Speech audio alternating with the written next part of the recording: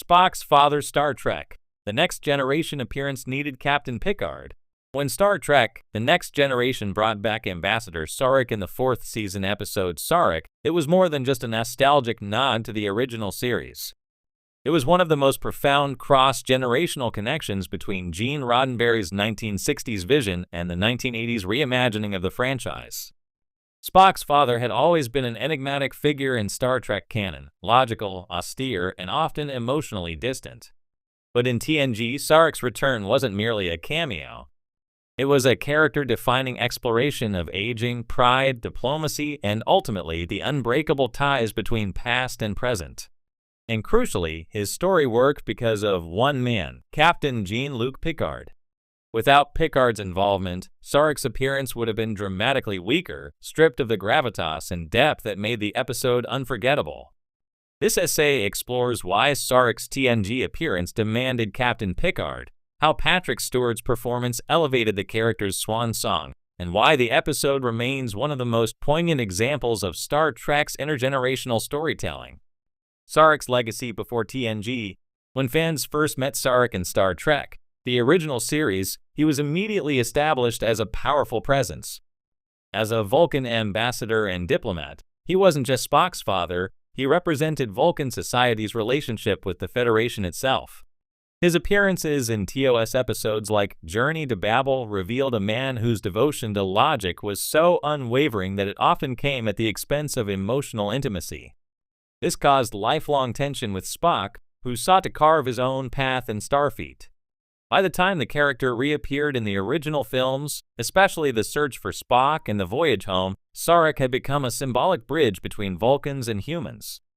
His disapproval of Spock's choices mellowed into a quiet pride, and he became a kind of statesmanly figure within Star Trek's larger political landscape. But Sarek's role remained tied to his son's journey. He was always framed in relation to Spock, either as a stern parental figure or as an authority reluctantly giving approval. That's why his TNG episode is so extraordinary. Instead of Spock, the emotional counterpart is Picard, and this shift allows Sarek to step into the spotlight as an independent character rather than as a narrative accessory to his son. The TNG episode Sarek.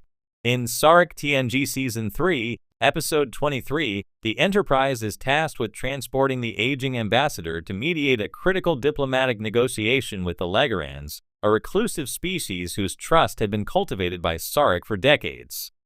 However, the mission is complicated by a devastating secret. Sarek is suffering from Bendy syndrome, a degenerative Vulcan illness that erodes mental discipline and causes uncontrollable emotional outbursts.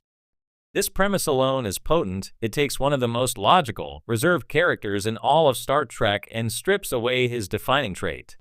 The dignified Vulcan ambassador is revealed to be vulnerable, frail, and desperately clinging to the image of control. For fans who remembered him from TOS, the contrast was heartbreaking.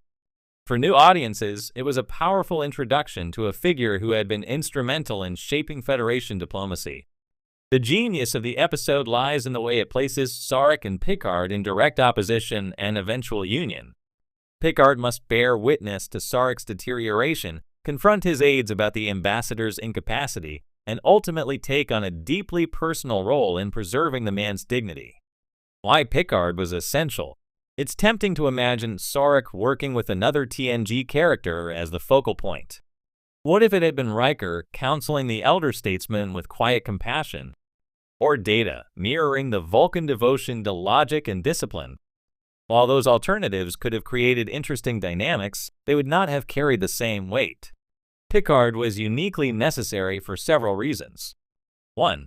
Picard as a diplomatic peer. Unlike Kirk, who often approached Sarek as an ally or an obstacle depending on circumstance, Picard stands on equal footing with him as a diplomat. The captain of the Federation flagship was not merely a soldier or adventurer, he was the Federation's foremost representative in interstellar politics. His understanding of diplomacy meant he could both admire and challenge Sarek without diminishing his stature. Only Picard could both recognize the gravity of Sarek's achievement and assert himself as the one to step in when his illness threatened the mission. 2. Picard's emotional depth. One of Picard's defining traits is his ability to empathize deeply while maintaining a veneer of control. This balance allowed him to serve as the perfect counterpoint to Sarek.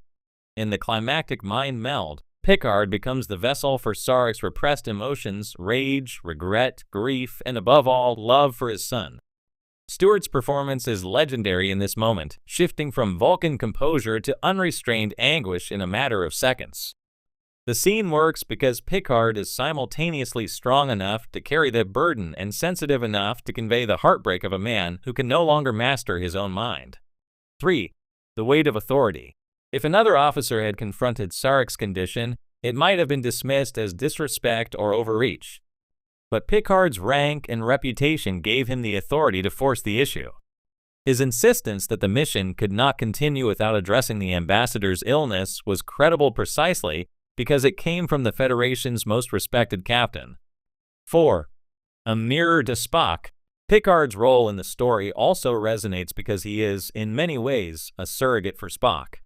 During the mind meld, Sarek is able to express the love for his son that Vulcan discipline prevented him from ever showing. Picard's presence allows Sarek to confess the emotions he had suppressed for centuries, emotions that Spock himself would never hear. In this sense, Picard is not only a peer and caretaker, but also a symbolic bridge between Sarek and his estranged son. The mind meld scene, Stewart at his peak. The mind meld between Sarek and Picard is among the most iconic moments of Star Trek: The Next Generation. Where Nimoy had once given Vulcan stoicism its quiet dignity, Stewart gave Sarek's unraveling emotions a thunderous voice. His anguished cries, "Spock! Amanda! Forgive me!" echo through the episode as a raw expression of decades of repressed feelings. This moment is vital not only for Sarek but for the franchise as a whole. It humanizes a character who had long been framed as a paragon of logic. It demonstrates the cost of living a life without emotional release. And it provides an unforgettable showcase for Stewart's talent, solidifying his reputation as one of the greatest actors in science fiction television. No other character on TNG could have delivered that moment. Data might have been an intellectual mirror, Troy an empathic one, Riker a loyal one, but only Picard had the combination of emotional gravitas and narrative authority to make the scene resonate across generations of Star Trek storytelling. Sarek's legacy after TNG. Sarek would make one more appearance in TNG, in the two-part episode Unification, where his death sets the stage for Spock's mission to Romulus. But even that story is enriched by Sarek, because the emotional groundwork had already been laid. The audience already knew the cost of the ambassador's illness, and Spock's grief felt all the more profound because we had witnessed his father's final, devastating struggle. In the larger tapestry of Star Trek, Sarek's TNG appearance D